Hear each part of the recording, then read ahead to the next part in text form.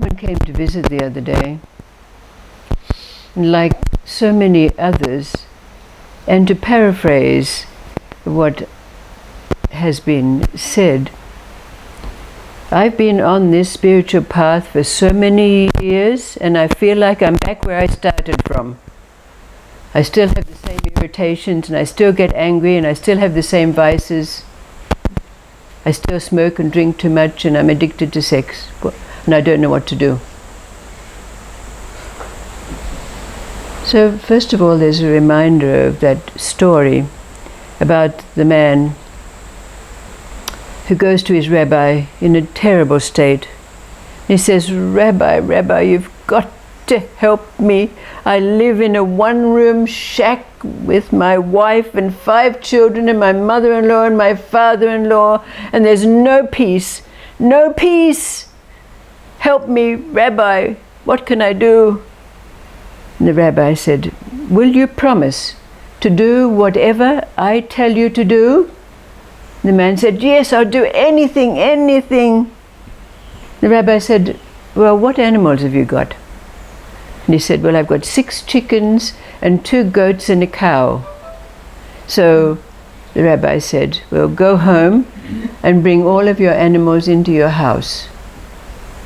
So the man went home and he brought all his animals into his house, and the very next day he was at the rabbi's door, knocking on the door. Rabbi, you have the chickens are roosting. They lay their eggs in our straw mats, and it's just, oh, said the rabbi, of course, go home and take the chickens out of your house. So the very next day, the man was back on the rabbi's door knocking on, oh, Rabbi, it's terrible. The goats are eating our straw beds and on, and just, yes, said the rabbi, I understand perfectly. Go home and take the goats out of your house. So again, a day or two later, the man comes back and said, oh, Rabbi, it's terrible. The cow is leaving cow pats all over our floor, and that's terrible. Ah, said the rabbi, I understand completely. Go home and take the cow out of your house. So the very next day, the man is back at the rabbi's door, knocking on the door, and the rabbi opens it and says, well, what is it now? And the man says, Rabbi, I just have to thank you. Thank you. My house is so now so peaceful.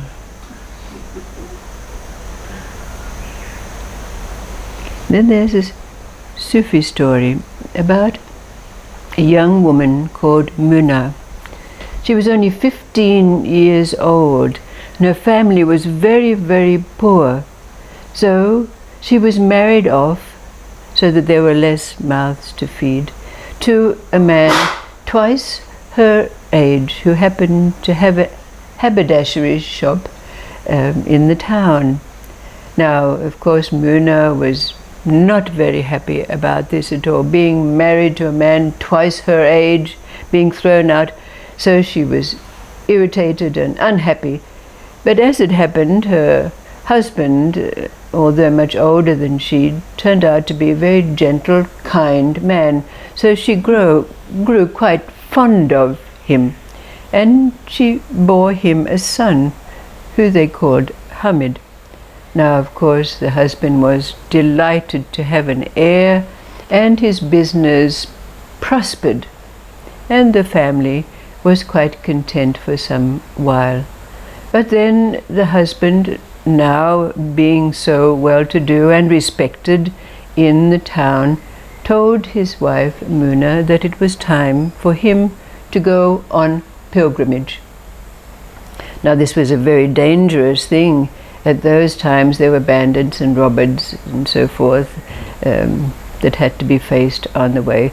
So Muna was very worried about her husband's well-being, but what could she do?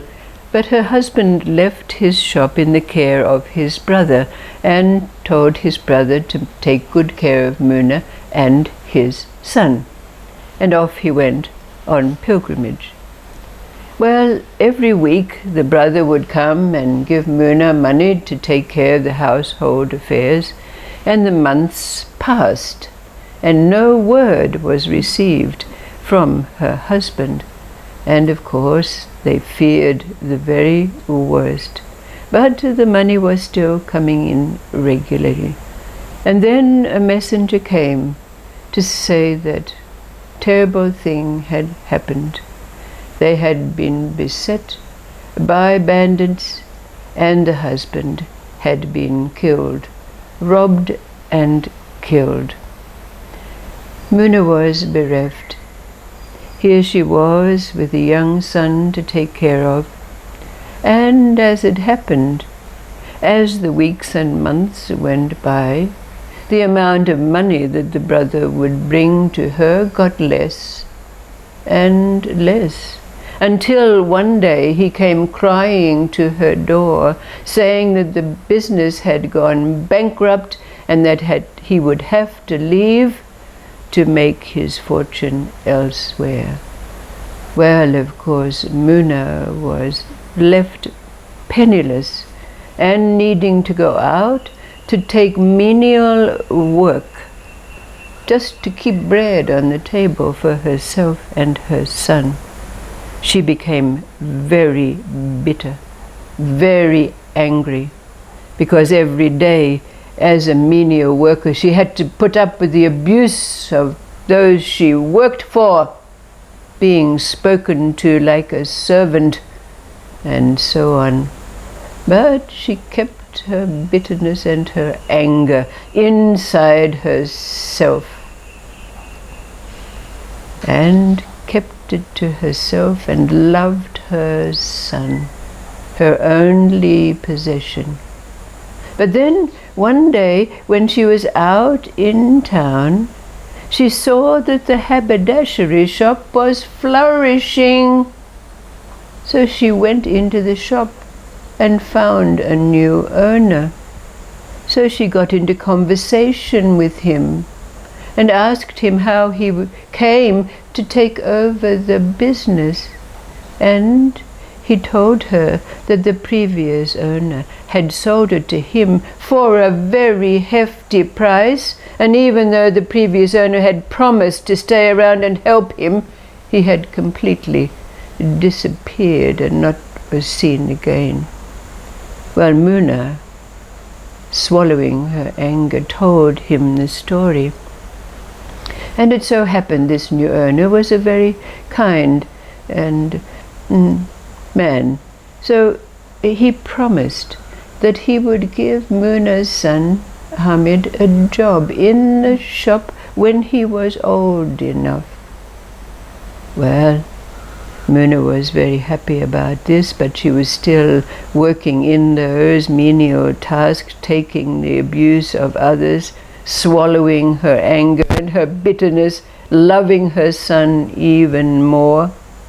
But he came to the age where he could take up his position in the haberdashery shop, and things got better for them until the day came that the owner of the haberdashery shop, who found Hamid a very willing and good worker, said to his mother Muna, "Your son is a very fine young man. It's time for him to be married." Well, Muna immediately had this bitter gall of jealousy rise up in her only son. She didn't want to share him with anyone. But of course, these were the times, and she had to go along with what society deemed, hadn't she done it for so long? And so she agreed. But secretly in her heart, she thought she would take care of this. She wanted her son to herself. Well, the owner of the haberdashery shop found a very personable, gentle young woman as a bride for Hamid called Samira. And Samira went to live in their home. Well, We know in those days the mother-in-law ruled the roost. So when Samira took up residence, and of course Muna putting on her front of being nice to her, as soon as Hamid went off to daily work at the haberdashery shop, she treated Samira terribly, ordering her about, making her do tasks over and over again, making her cook food for her lunch and then eating it all herself and only giving Samira a piece of dry bread and a glass of water. So although Hamid and Samira were very happy together, Samira grew thinner and thinner and more unhappy and more unhappy. Hamid didn't know what to do. But as it happened, the haberdasher had to take on another employer. An employer, a young man called Majid, who came from Isfahan. Now it was known that these Isfahanis were a wily lot, clever, street smarts and all of that. So one day Hamid was asked by Majid, Hamid, why are your brow always so furrowed? Why are you so worried? And Hamid said, I'm so worried about my Samira. She's grown thinner and thinner and quieter and quieter. Oh, said Majid, we can check up on that. Because of course Muna would pretend when she got home that she'd been working all day and that Samira did nothing, and she did all the work and put on this face. But one day Majid said, look after the shop for a little while, I'm going out. And because he lived not very far from where Hamid lived, he climbed over the roof and peeked in on Hamid's house, and he saw the way Samira was being treated by his mother, Muna. So when he got back to the shop, he said, Hamid, you stupid fellow, why haven't you noticed what's been going on between your mother and your wife? Oh, Hamid was just terribly distressed by this. What could he do? His mother was the head of the household. He couldn't really get into a big fight with her. But what could he do about his beloved Samira? Majid said, don't worry. I have a plan. You go home and tell your mother that you're tired of Samira. She's just a bag of bones. I'll take her to my mother's house where she'll be well taken care of. And you tell your mother you're going to divorce her and marry a more worthy wife. That'll be me. So this is what happened. Majid shaved off his beard, put on a pretty dress, put on his makeup, and came home and was introduced to Muna as Hamid's new wife. Well, the next day when Hamid went off to work,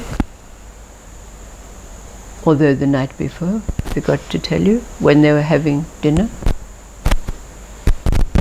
Majid, her face veiled, was given food and said, I'm not very hungry. So Muna thought, this one's going to be easy, I'll get rid of her in no time at all. But the next day, when Hamid went off to work, and Muna started to try to boss Majid around, Majid said, I'm just a new bride, I don't take orders from anyone, you do the work. Now get my lunch. And from that moment on, Majid made that mother-in-law's help.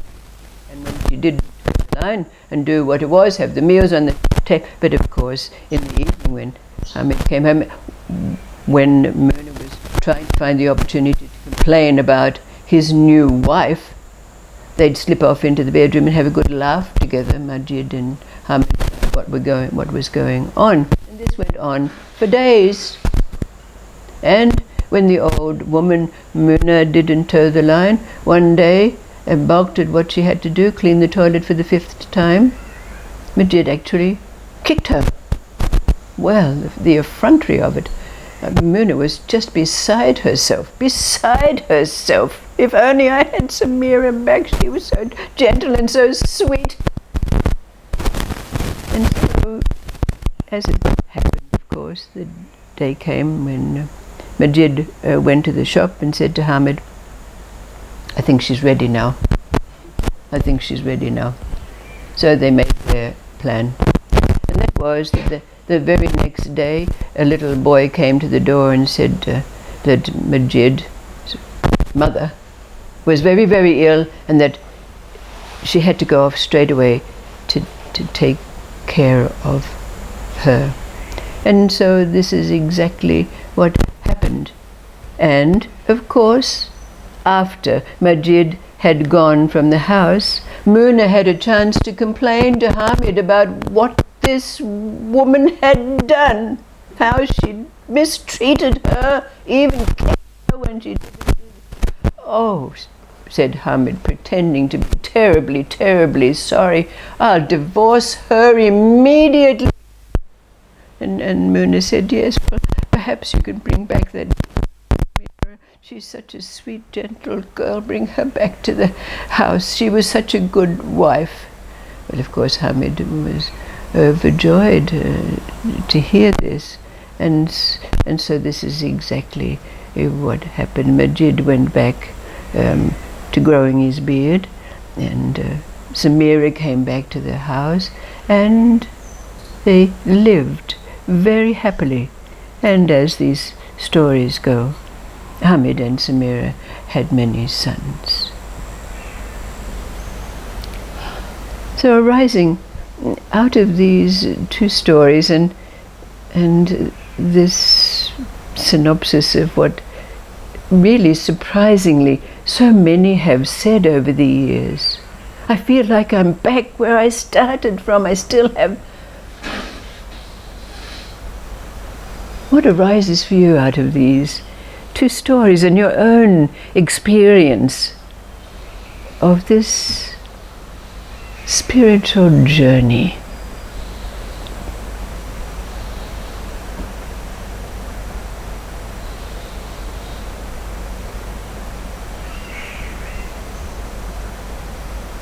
What is it that arises out of these stories for you? How do they meet? Remembering that it's been suggested that every character in every story is an aspect of our self, our own psyche, so to speak.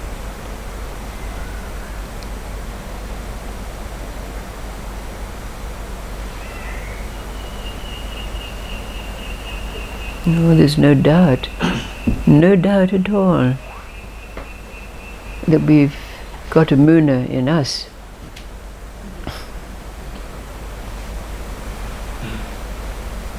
For me, the spiritual journey goes in cycles, which feel like a circle, but it's actually an upward spiral. Right. So you seem to be at the same point, but it's just higher up. Oh, okay.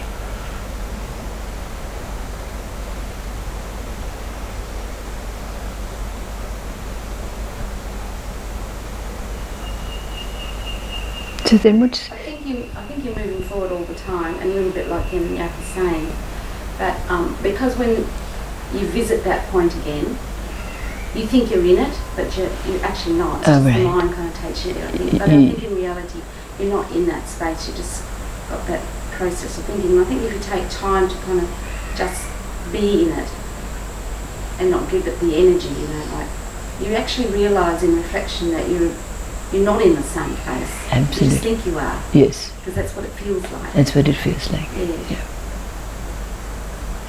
And if you put the sheep and the goats and all those creatures, but they represent back inside of you, you realise you're not really in that place anymore. Anymore at all. Yes, exactly. Yes, exactly. Thank you. Just say it very simple. It's spiritual thinking and real life not the same. Not the same. Yeah.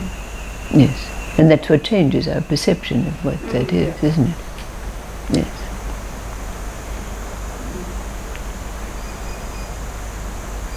So like that saying, before enlightenment trees and mountains are mountains, and during enlightenment trees are no longer trees and mountains are no longer mountains, and after enlightenment trees are again trees and mountains are again mountains. I think we have an expectation that we're going to arrive somewhere and it's going to be like Yes. But actually, from my own personal experience, it's just